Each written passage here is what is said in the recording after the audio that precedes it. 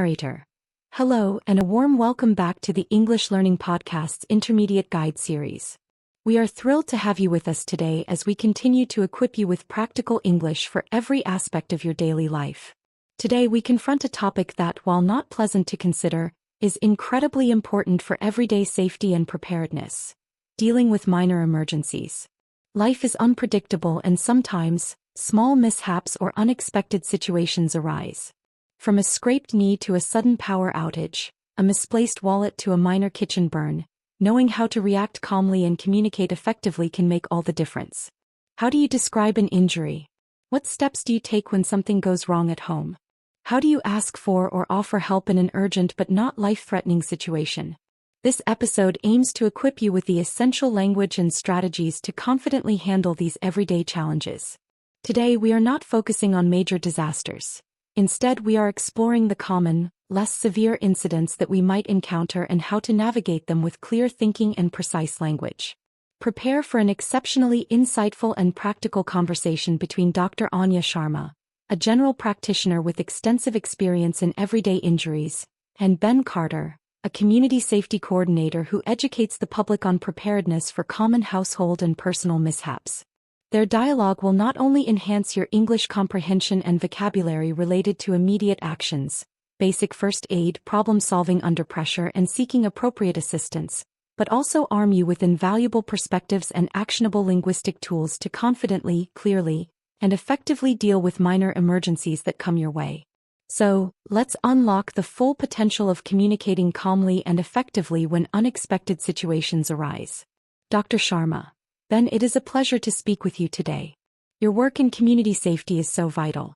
From your perspective, what is the most important first step someone should take when faced with any minor emergency? Ben, Dr. Sharma, it is great to be here. My number one rule is always stay calm and assess the situation. Panicking only makes things worse. Whether it is a small cut, a tripped circuit breaker, or a lost set of keys on Maple Street in Springfield, Ohio, taking a moment to breathe and think clearly allows you to identify the problem and the safest immediate action. For instance, if it is a cut, the first thought should be to stop the bleeding. If it is a power outage, the first thought should be safety from electrical hazards. From a medical standpoint, what is the most common minor emergency you see, and what is your immediate advice? Dr. Sharma. The most common minor emergency I see, especially with children, are cuts and scrapes. My immediate advice is always to clean the wound thoroughly with mild soap and water to prevent infection. Then apply gentle pressure with a clean cloth or gauze to stop any bleeding. Once the bleeding stops, apply an antiseptic cream and cover it with a sterile bandage. It sounds simple, but proper cleaning is often overlooked. Another very common one is a minor burn. For that, running cool, not cold water over the burn for at least 10 to 15 minutes is crucial. Never use ice or butter. What about common household emergencies like a small kitchen fire or a burst pipe? Ben, those are definitely situations where staying calm is vital. For a small kitchen fire, if it is contained in a pan, never use water. Instead, try to smother it with a lid or a damp cloth, or use a fire extinguisher if you have one and know how to operate it safely. Always remember to turn off the heat source. If it is a grease fire, baking soda can also help. For a burst pipe, the immediate action is to locate and turn off the main water valve in your home, usually found in the basement or utility closet. Point 1. This minimizes water damage. Then contact a plumber immediately. Knowing where your main water shutoff valve is located at 123 Elmwood Drive, Anytown, is an essential piece of home knowledge everyone should have.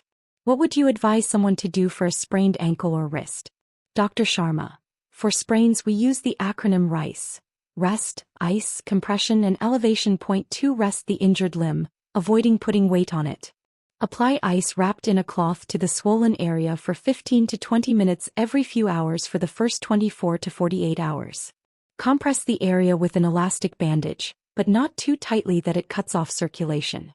Finally, elevate the injured limb above the level of the heart to reduce swelling. This approach helps manage pain and swelling until you can see a doctor, or if the sprain is mild enough, to manage at home. When do you recommend someone seeks professional medical attention for seemingly minor injuries? Ben, that is a crucial question. For minor injuries, always look for red flags. For cuts, if the bleeding doesn't stop after 10 minutes of direct pressure, If the cut is very deep or wide, or if you can see bone or fat, you need to go to an urgent care clinic or emergency room. For burns, if it is larger than the palm of your hand, causes blistering, looks deep or is on the face, hands, feet or genitals, seek medical attention. Point 3 for sprains. If you cannot put any weight on the limb, if there is severe pain, or if the swelling is rapid and extensive, it is best to get it checked by a doctor. It is always better to be safe than sorry when it comes to your health. What is your advice for dealing with a power outage at night? Dr. Sharma: absolutely. If you are ever in doubt, get it checked out. For a power outage at night, the first thing is to locate a flashlight or your phone's flashlight. Avoid using candles as they are a fire hazard. Check if your neighbors have power. This helps determine if it's just your home or a wider area. If it is just your home, check your fuse box or circuit breaker. If the entire neighborhood is out, contact your electricity provider to report the outage. Have an emergency kit ready with flashlights, batteries, and a battery-powered radio. Never open your refrigerator or freezer unless necessary to keep food cold. What about dealing with a common household item malfunction like a clogged drain? Ben, a clogged drain is a classic minor household emergency. My go-to advice is to first try a plunger. Make sure you have enough water in the sink to cover the plunger's cup, then plunge vigorously. If that doesn't work, a mixture of baking soda and vinegar poured down the drain can sometimes break up clogs. Allow it to sit for 30 minutes before flushing with hot water. As a last resort for DIY, a drain snake can be useful. However, if these methods fail, or if you suspect a deeper issue or a completely blocked pipe, it is time to call a professional plumber from Rapid Plumbers at 555-123-4567. Attempting complex plumbing repairs without expertise can lead to bigger, more expensive problems. Point 4. What are your tips for dealing with losing important items like a wallet or phone in a public place, for instance at a park near 10 Downing Street? Dr. Sharma: losing important items is incredibly stressful. For a wallet or phone lost at a public place like Central Park on August 10, 2025, my advice is to retrace your steps immediately. Think about the last place you remember having it. Check lost and found at the venue. If it is a phone, use a Find My Device feature if you have one enabled. If it is a wallet, immediately call your bank to cancel credit and debit cards to prevent unauthorized use. Report the lost wallet to the local police department in District 4 as soon as possible, as you may need a police report for insurance or to get new identification. Consider carrying only essential cards and a limited amount of cash when out. What is your advice for dealing with a minor car issue like a flat tire, especially if you are not mechanically inclined? Ben, a flat tire is a common roadside minor emergency that can feel daunting. Point 5. First, pull over safely to the side of the road, away from traffic. Turn on your hazard lights. Consult your car's manual for instructions on changing a tire. Most modern cars have a spare tire, a jack, and a lug wrench.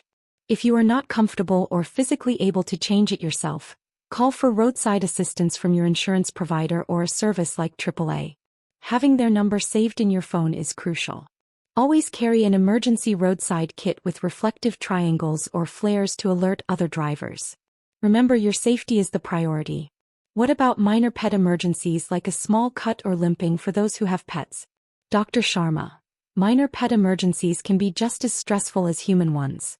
For a small cut on a paw, gently clean it with warm water and a pet-safe antiseptic solution. Apply a pet-specific bandage, being careful not to wrap it too tightly.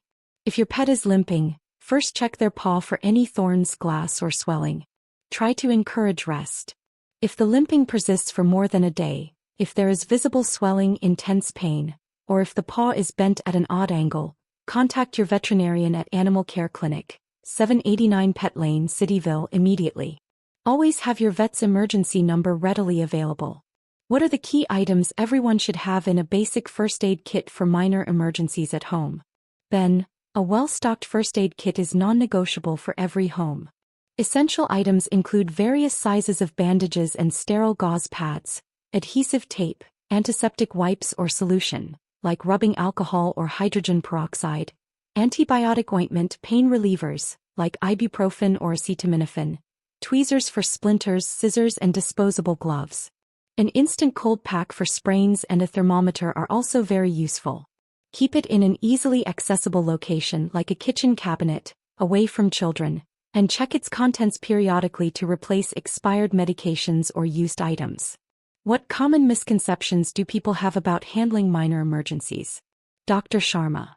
A common misconception is that all minor issues can be self-treated, or conversely, that every minor issue requires an emergency room visit. The reality is somewhere in the middle.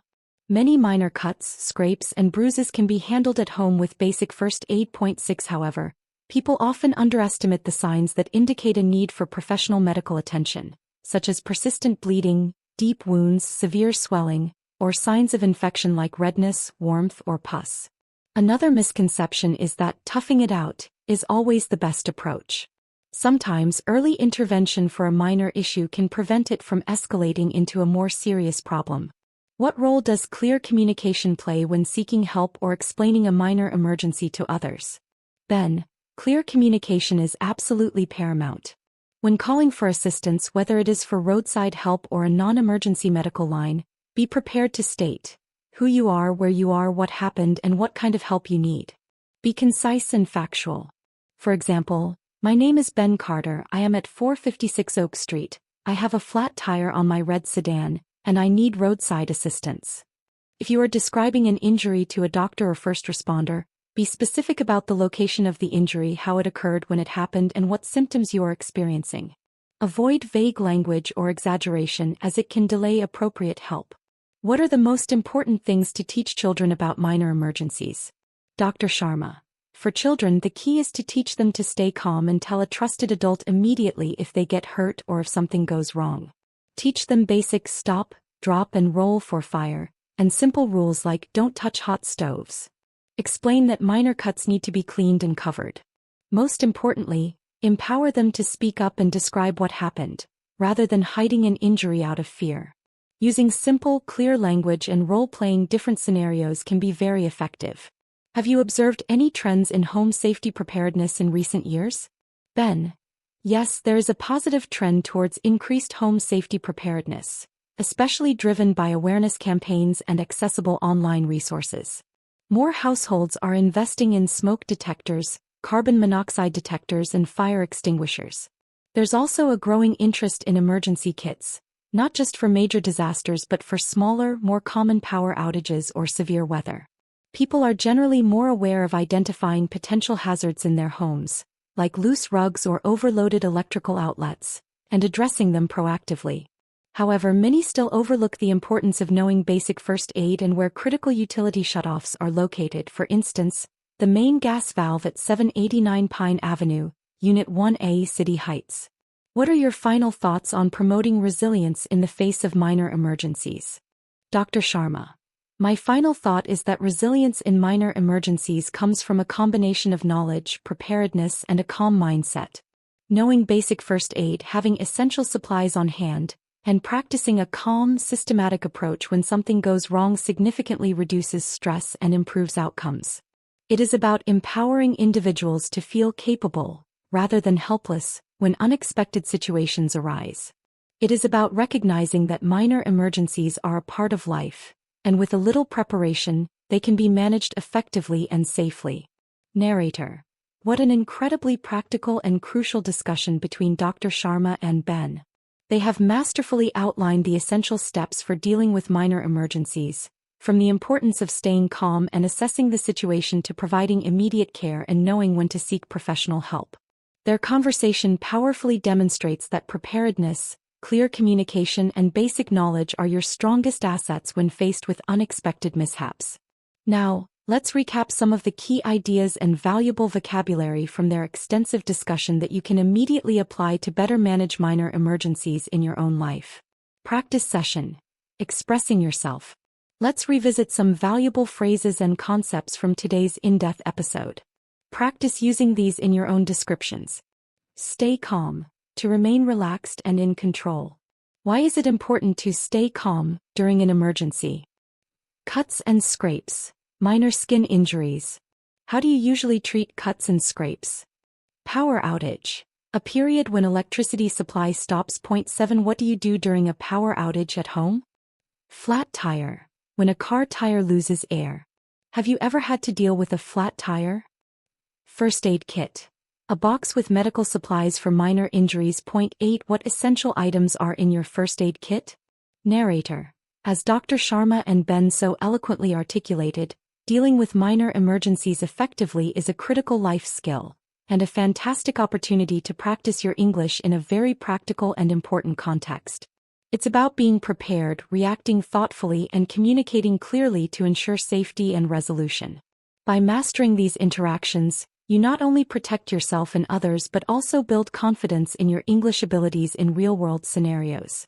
Until our next illuminating discussion on the English Learning Podcast, keep practicing, keep communicating clearly, and confidently prepare for life's unexpected moments.